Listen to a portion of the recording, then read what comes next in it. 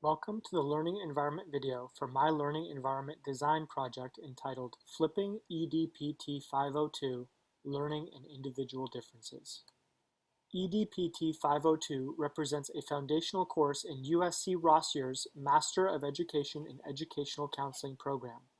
The overall goal for EDPT 502 is for students to have a foundational understanding of learning and motivation and how it can inform their practice as aspiring educational counselors.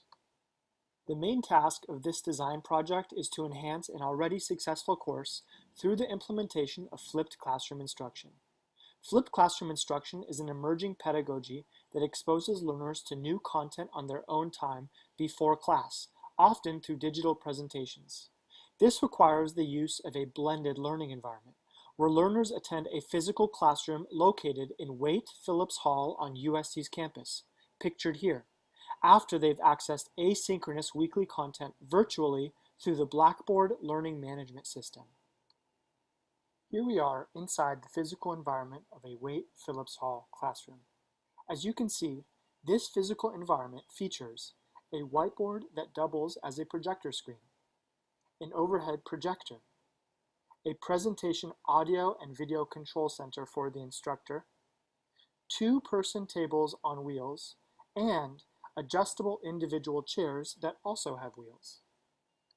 The course will present all asynchronous content and assignments to students via the Blackboard learning management system. Students can access Blackboard through any web browser on an internet-connected device. Please take a moment to examine the features available in Blackboard.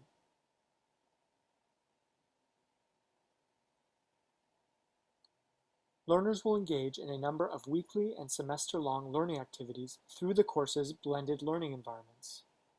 Through the asynchronous environment, learners will access weekly activities such as unit readings, pre-recorded lectures, and content quizzes. Here, they will also turn in major assignments and access worked examples and rubrics.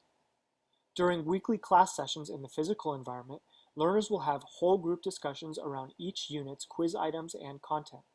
They will also regularly break up into groups to work collaboratively in discussions around application of content, context scenarios, the workshop design major assignment, and peer review of one another's work. Given that one of the primary goals of the educational counseling program is to support the learning of diverse and underrepresented student populations, it's no surprise that the individuals who enter this program come from diverse backgrounds themselves. Here we see demographic data made available from the spring of 2016 cohort. In addition to the demographic data presented here, all learners admitted into the educational counseling program have graduated college and have the requisite graduate level reading skills and technical abilities to succeed in the course. For many learners, this will be the first exposure to learning and motivation theory and meaningful learning strategies. Being in the second semester of the educational counseling program, all learners will have experience accessing and using the Blackboard learning management system and should have the prerequisite knowledge necessary to meet all technical requirements of the course. As pictured here, desks will be arranged in a horseshoe during whole group activities in the physical environment. Setting up the desks so that learners are facing each other will decentralize the classroom while promoting community and social presence. For small group work, learners will be able to move desks around to create a comfortable workspace. Allowing learners the flexibility of moving tables and chairs to suit their needs is one example of a human-centered design guideline at play in the physical environment. Asynchronous activities presented through Blackboard represent the flipped portion of the course. Students will view recorded lectures in the form of screencast PowerPoint presentations or recorded video interviews with professionals in the field of educational counseling. For accountability purposes, all online quizzes will be created and presented using Blackboard's assessments feature. The Blackboard environment will allow learners to access essential content at their own convenience and pace, promoting individual learning. Additionally, the use of a discussion board will allow learners to thoughtfully interact with one another through well-composed postings based on instructor promptings. This will encourage collaboration in the asynchronous environment while increasing its sociability, or conduciveness to social interaction. The asynchronous environment contributes to learning by giving students time and flexibility in accessing course content. This allows them to apply a depth of thought to content that they might otherwise not have time for. This environment also offloads supplantive learning activities from the physical environment to give time for higher level learning activities. Some features that contribute to learning in the physical environment are the adjustable tables and chairs on wheels and the face-to-face interaction among learners that allows for the creation of a learning community. Some limitations of the asynchronous environment are that it requires learners to access it through a device with internet connection. Problems in the physical environment include an overcrowding of unnecessary tables and chairs that cannot be removed from the room, and a lack of wall outlets for learners to charge their devices with.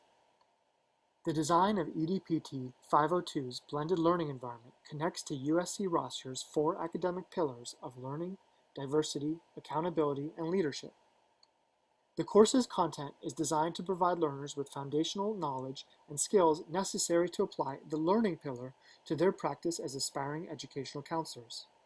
The use of flipped classroom instruction in a blended learning environment will ensure that learners can handle the heavy cognitive load presented by this content. The learning environment design connects to the pillar of diversity through the use of generative learning strategies in the physical environment. Generative, student-centered activities allow learners to express themselves openly and to learn from one another's perspectives.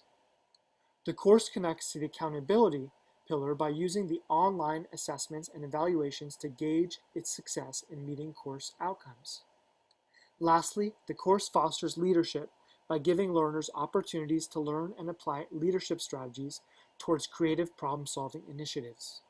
Almost all live sessions in the physical environment will have learners work collaboratively in identifying common problems in their practice and applying knowledge from course content in resolving those problems. Weekly collaborative activities will also enable learners to create and sustain partnerships in their practice.